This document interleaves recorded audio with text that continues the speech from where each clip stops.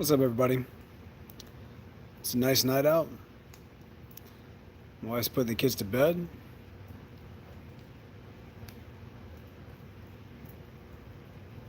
Got the fire pit going. Figured I'd just jump on here, see what's up.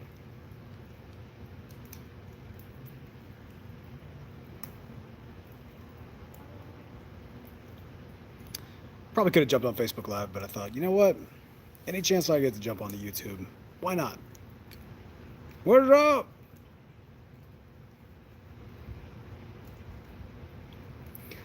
Let me ask y'all something. Have you ever been outside on a pseudo windy night? We actually have a wind advisory here for later on in the evening in Houston. And like you light your pipe, or you go to light your pipe, and like every single time it's like super still, like there's no wind. But then a second you strike that match,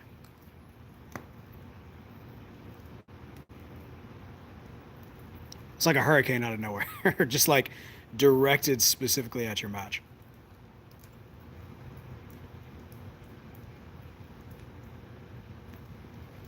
Enjoying some frog on a log, Missouri Meerschaum, Cornell and Deal.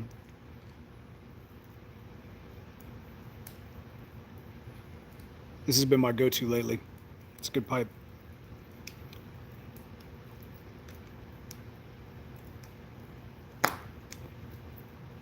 Last time I did a little live Facebook, I did it with the intention of having something to say. Ironically, I don't necessarily have anything to say right now. I just thought I'd jump on here. Which is probably like the worst thing to do to YouTube, is to say, here's my face, now I'm talking. You and John David ever going to do a YouTube video again? Love the CS podcast, but it was a special treat to see you guys.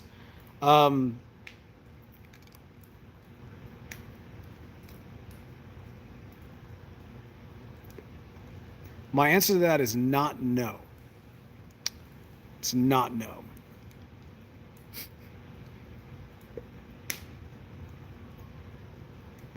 Which is not the same as saying yes, I realize, but I've actually been testing out this OBS software to try to, I don't know. YouTube, they took away their Google Hats on Air, which is what we were using for the longest time. And YouTube has been trying to take that away forever. I don't know why. I'm sure that it made sense on the back end, but from a front-facing standpoint, it was such a great tool. Um, right. At least it's not a no. That's right. And so I've been testing out this OBS to figure out if it might be a good fit for us, for that and for a bunch of other shows and just a lot of things in general. Because for a while, we were actually doing Facebook Live with another podcast, and that was working out pretty well. And I was getting to the point where I was ready to kind of go to John David and be like, hey, we might be able to start doing this live again.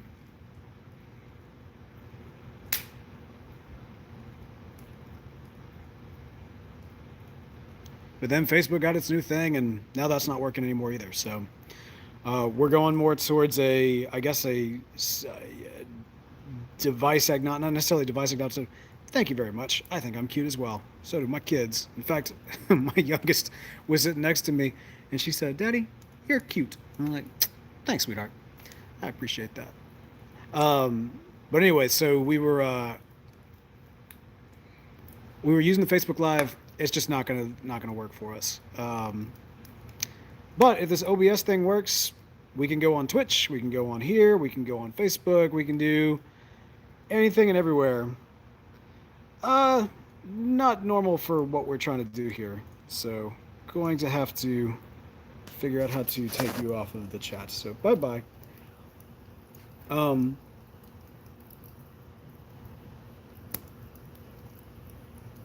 That's the other aspect, is that with the new kid, as y'all know, there's been a lot of life changes over the last couple of years, especially these last 2 years in particular, with new kid, moving, marriage, just a bunch of different things has kind of impacted both of us.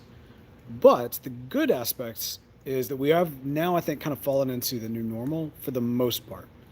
I think once baby Cole is sleeping through the night, John David will be a little bit more free. But until we get specifically there, I don't know.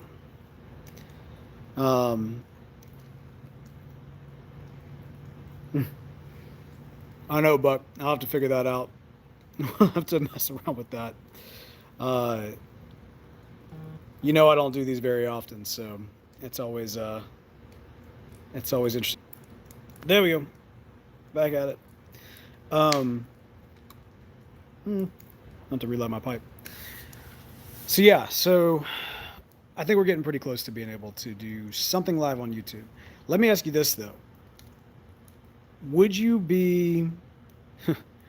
It's kind of like a would you rather. Would you rather us not be on YouTube as we are now, or would you like for us to be on YouTube by audio only? You know what I mean by that? What I mean is that we would have kind of like the album art logo going up while we're actually discussing things. It would be live, so we would have kind of the chat on that aspect, and it means the podcast would also be there. Now I know that that is probably not what people want or expect from YouTube. You like to see us, and so that's a large aspect of it. I just haven't gotten to a place where I feel very comfortable with a consistent live setup that would involve a visual aspect. Before we were in the shop, it was a great location. Obviously, the energy was there because we were together. Even in the studio, I know some people didn't like the studio episodes, but at the same time, the same type of deal. We still had the energy going, even if we didn't necessarily have the ambiance. Um, Now, I will say this: once we actually get, okay, I think it'd be better than no show at all. That's good to know. Take whatever you can get. Okay, that's good to know. Okay, that I'm listen. I'm receiving this feedback, so I appreciate that. Yeah, no, we with that in mind, then I think it's probably very likely. Um, I think it's probably pretty likely. So I do a show called Flash TV Talk, as some of y'all probably know. And with that particular show on Facebook, you can find some of the videos over the last several weeks.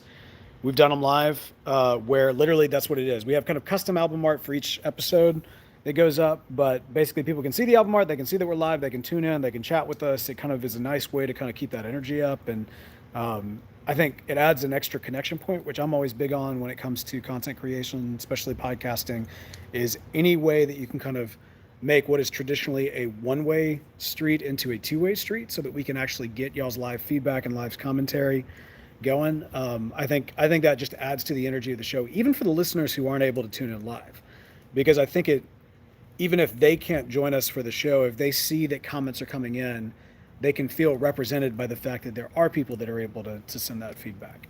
So I miss that aspect of the show. So yeah, let me ask you this though. I mean, is it YouTube? Like, if we were to be on, say, Twitch, for example, would y'all be cool with that, or do you want YouTube? Because I'm fine. I'm fine either way. One way or the other, I'm figuring out Twitch for something else, but um, I don't dislike YouTube. What's up, Dan? How's it going?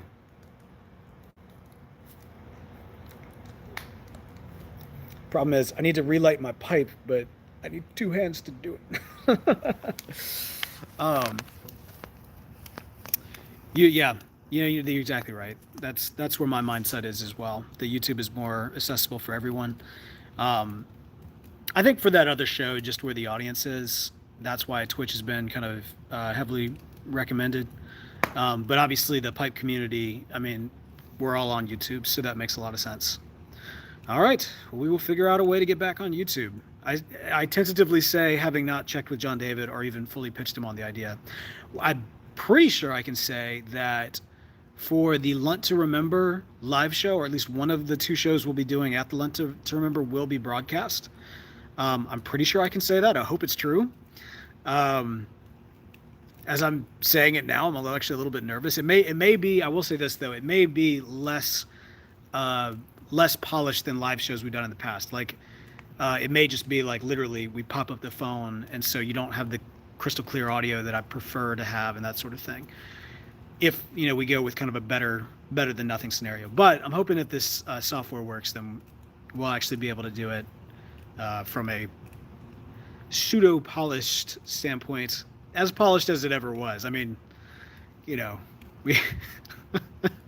we we've always kind of roughed it. Like, there's no, you have to imagine the transition music and, the bumper girl, quick fire with the squire. You have to imagine that because it's not in the thing. Oh, hey, you want to see something kind of fun? Love living in Texas. So as I mentioned on the show, hopefully this will show up.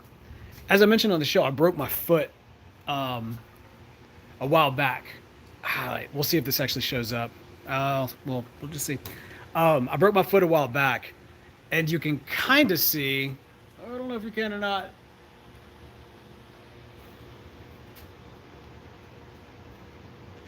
I don't know if that actually shows up or not, but like there's fingernail marks up there where like literally I was like clawing my way down before I fell down to break my foot. 4 bones in my foot. At this point, I'm still supposed to be wearing the boot for like a few more days. I went ahead and took it off, which I don't recommend. Never do anything that your doctor says not to do, but it was driving me crazy, and so I took it off. And honestly, I've been able to kind of get back into it. My foot's a little sore, but I can actually walk on it, which I could not before. Which again makes me feel very good about Lunt to remember. I might actually be able to Lunt and remember doing so. But yeah, Texas has been great. Absolutely love it here. Just moved to Texas. Oh, right on. In July of last year. Welcome, Buck. Yeah, you know what? I think I actually remember you saying that. Y'all are in which part? San Antonio, Dallas, Fort Worth, Austin, other areas that I don't know. Fort Worth. Okay, there we go. Yeah. For a brief minute, I thought I was going to be in Fort Worth in June, but I don't think that's going to be the case anymore. Getting ready to do some traveling. Love travel. One of the things I love about traveling is actually like posting on Twitter, finding pipe shop recommendations, and possibly getting to meet up with some folks. I'm trying to think. So I'll be in Chicago in early April, like the first weekend of April. I'll be back, obviously, in Jackson in March. And where else? Head to the beach here pretty soon, although... Oh, actually, you know what? I may be in Pensacola or somewhere near Pensacola. We've got a buddy of mine is turning 40, and so we're having kind of a 40th birthday for him. And definitely going to be hitting up. Admittedly, that'll be more of a cigar type trip than a pipe trip, but I always bring my pipes. Even when like everybody else is busting out cigars, I'll still have pipes at the ready. And I don't just bring one. I always bring a bunch of Missouri Meerschaums just in case. Because typically, I don't know if this has been the experience for y'all, but if you roll up and you're like smoking your pipe, generally speaking, like somebody's going to start asking questions about it. They're going to want to smoke a pipe. Be like, hey, got another Missouri Meerschaum right here. We're good to go. So anyway, well, speaking of which, I can either keep streaming or I can relight my pipe. And I'm kind of at the moment leaning towards relighting my pipe just because it's such a nice night right now. And I think we're about to get inundated with a lot of storms a little bit later. Do the live stream more often? There's a huge void now that, yeah, man, listen.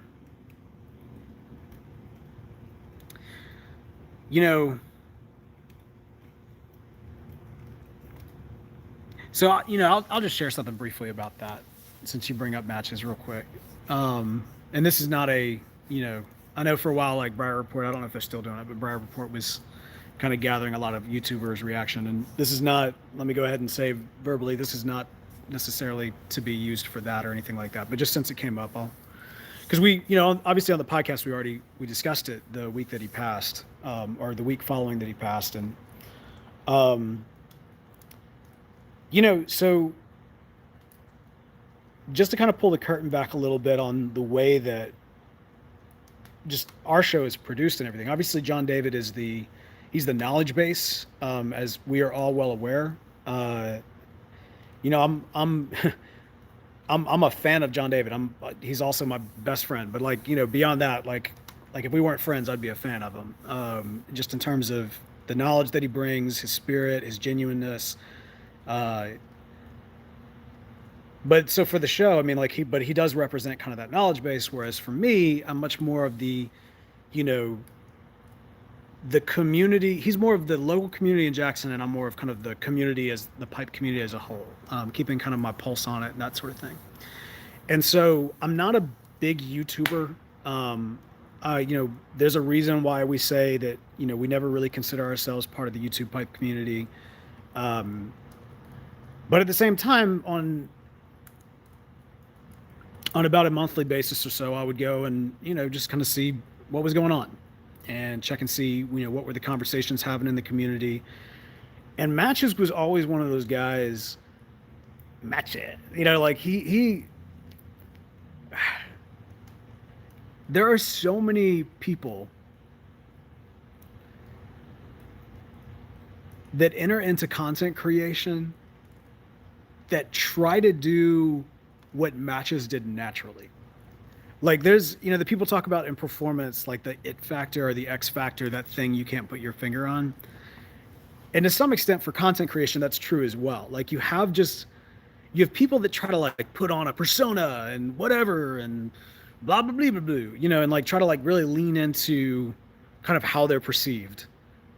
And Matches was like a genuine like character. And I don't mean that in like a funny character way. I mean just like you got the full sense of who he was embodied in his video updates and his chats and his reviews, just his talks. Like you got who he was instantly. John David actually is a lot like that as well. Like what you see is what you get, and you get that. Now, that being said, obviously there's a lot that, there is an aspect of it, like the person that you hear, the person that you see, you don't see the fullness of their life. You don't see, what those relationships and the dynamics behind the scenes are, with their families and otherwise. And, that's definitely true of, myself, John David, but that's certainly was true of Matches as well. Like for a brief moment, he reached out on a regular basis, offering a point of connection for a lot of people in this community. And as content creators, that's what we do. We extend the hand, and a lot of people extend the hand, and not very many people take it. Maybe a few people take it. Matches was one of those people that when he extended the hand, you knew it was genuine. And so many people recognized that, and they took that hand and they shook it, they hold on to it. And, I tell people all the time when it comes to podcasting, and I think this is true of YouTube as well, I think it's true of any content creation, is that it's about relationship. The connection that occurs between a creator, a podcaster, a YouTuber, and the person who's choosing to engage, that's a connection that is akin to a relationship. When I've met people that I watch or that I listen to, and I meet them for the first time, they've never met me before, and yet I've heard their voice. I felt connected to them. I remember, for an example, there was when my wife and I just moved to Memphis. This is years ago, and we didn't know anybody, but there were podcasts that I listened to that I kept on listening to when I was in Memphis. Some of them which I listened to live, and those relationships, those connections, really kind of got me through a very lonely time because I didn't know anybody in Memphis at that time. It was a new job, a new city, and I remember just from a professional standpoint, getting the opportunity to meet, and now actually becoming very dear friends with a lot of those folks. And actually, realizing that I was meeting somebody that I felt like I had known for quite a long time. And that connection is genuine. So I say that to say this: whenever we meet folks, as me in particular, and I think this is true of John David as well, we recognize that we're meeting people who've listened to us, that there's a genuine relationship there. We understand that. We don't get weirded out by it. We understand that. Matches, from all appearances, seem like the kind of guy that got that as well. And I think based on the outpouring, y'all get that. based on the outpouring of the community, y'all certainly got that as well. But um, anyway, since you asked, you got me thinking about it, and um, you know, it's a treasure to his family. I hope it's a treasure to his family. Just the videos that exist of him, and um, I think about how at some point, when my pipe goes out, so to speak, um, my kids will be able to hear my voice on a lot of different things if they want to. They may not want to, um, but if they choose to, they'll be able to hear a little time capsule of who their dad was. And for Matches, for his daughter, for his wife, for the people that love him, just beyond even just us, they got a chance to kind of take that hand. Um, just how much great a treasure that is for them, and what a gift to his legacy. Anyway, man, sorry, this was not supposed to go there, but that was a good question, and since you asked, there's my thoughts on that. But hey, y'all, I'm gonna go ahead and enjoy this fire. I just saw my wife got done putting the kids away, so we're gonna spend a little time together. Thank y'all so much for joining me for the live chat. I've said it before, I'll say it again. I want to do more of these whenever I get the opportunity to. I've actually got a bunch of tobacco I need a jar, and I've been waiting for the opportunity where I can actually sit down, do a live thing, so I could actually live stream it and just use it as an opportunity to talk and check in and everything. But good night to y'all. Thanks so much for tuning in, and yeah, I'll talk to y'all later. Bye, guys.